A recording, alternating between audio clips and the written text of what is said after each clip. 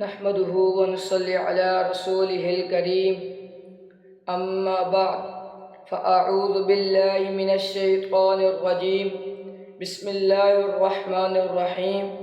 محترم ناظرین، السلام علیکم ورحمۃ اللہ وبرکاتہ۔ آج 12 ربیع الاول کے موقع پر میں آپ کے سامنے ہمارے پیارے نبی حضرت محمد صلی اللہ علیہ وآلہ وسلم کی مبارک سیرت کے بارے میں چند باتیں عرض کرنا چاہتا ہوں۔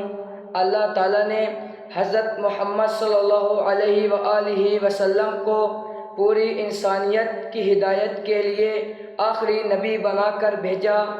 آپ صلی اللہ علیہ وآلہ وسلم کی زندگی ہمارے لیے بہترین نمونہ ہے۔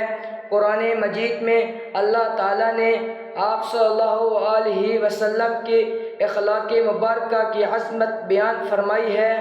آپ سچے، امانت دار، رحم دل اور نہایت اعلیٰ اخلاق کے مالک تھے۔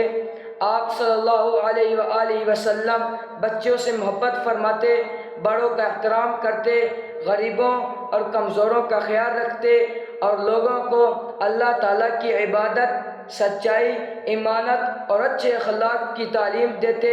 ہمیں چاہیے کہ ہم صرف آپ صلی اللہ علیہ وآلہ وسلم کی محبت کا دعویٰ نہ کریں، بلکہ آپ صلی اللہ علیہ وسلم کی سنت اور تعلیمات کو اپنی زندگی میں اپنانے کی کوشش کریں، نماز کی پابندی کریں، والدین کا ادب کریں، جھوٹ سے بچیں، دوسروں کے حقوق ادا کریں اور ہر مسلمان سے اچھے اخلاق سے پیش آئیں۔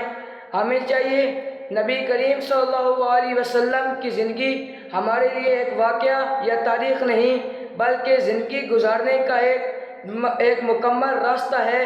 اللہ تعالیٰ ہمارے محبوب نبی کریم صلی اللہ علیہ وآلہ وسلم کی سچی محبت عطا فرمائے اور ان کی سنت پر عمل کرنے کی توفیق عطا فرمائے اور قیامت کے دن آپ کی شفاعت عطا فرمائے۔ وآخر دعوانا ان الحمد للہ رب العالمین۔